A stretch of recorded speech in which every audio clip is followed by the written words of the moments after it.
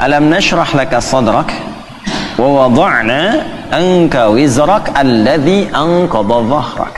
Nah, ini bagian kedua tuh. Muhammad SAW, bukankah aku telah lapangkan keadaan hatimu? Maka jangan engkau sempitkan sehingga engkau sulit mengatasi persoalan yang tengah engkau hadapi. Kalau engkau mau melihat bagaimana kekuatan lapang hatimu itu, cobalah flashback ke belakang. Wa wada'na anka wizrak. Bukankah banyak masalah dulu yang pernah aku tuntaskan dan selesaikan? Alladzi anqadha dhahrak, bahkan diantaranya ada yang memberikan beban begitu kuat sehingga terasa dari kepala sampai dengan ujung kaki. Anqadha dhahrak tuh itu ilustrasi, bahasa balaghahnya tuh kinayah, ya. Ilustrasinya kalau kita ngangkat beban tuh olahraga. Ya. Pak siapa ini? Muhaddis tuh, muhaddis. Berapa kemampuan ngangkat barbel? 30 kilo, naikin 40 misal. Yang ngangkat apanya? Tangannya. Tapi yang merah mukanya kan, yang kembung pipinya, bukan? Yang manyun bibirnya, yang getar kakinya. Nah, itu ngangkat beban yang diangkat oleh satu bagian tapi terasa semua bagian tubuh. Diilustrasikan lewat ayat ini, ada beban-beban pekerjaan yang tidak ngangkat barbel secara fisik, nerima masalah, gelap dari ujung kepala sampai ujung kaki. Proyek udah disiapkan, tender udah menang, begitu berangkat tengah jalan batal, gelap tuh.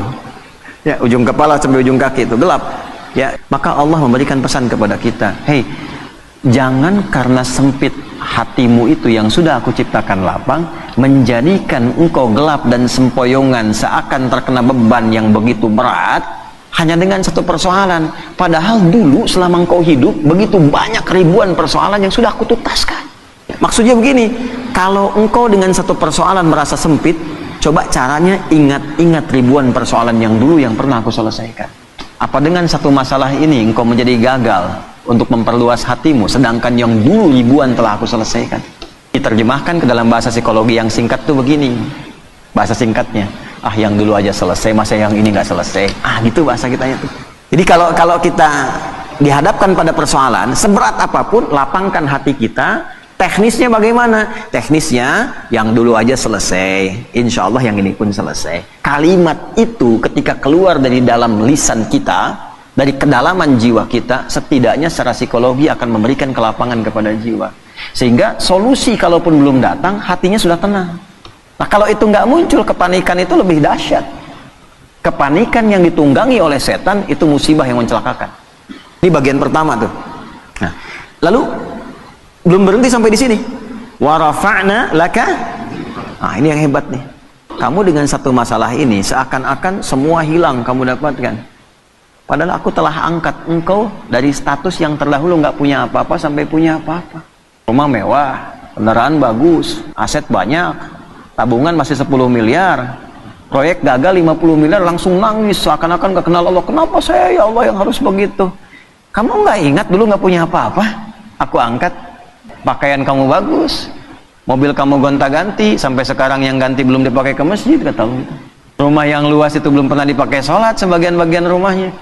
Ya, baju yang di lemari itu ada yang belum pernah dipakai ibadah. Tabungan juga belum tentu kamu bawa sampai dengan meninggal. Kenapa hitungan yang begitu luas tidak pernah kamu kemudian pikirkan untuk melapangkan hatimu, tapi karena satu persoalan kamu lupa dengan semua anugerah yang telah aku berikan.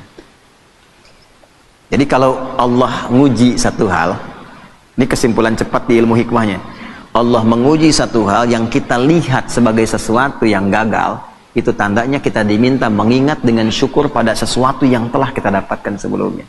Kalau mampu mendapatkan itu, maka itu modal awal untuk melipatkan anugerah yang sekarang kita anggap gagal.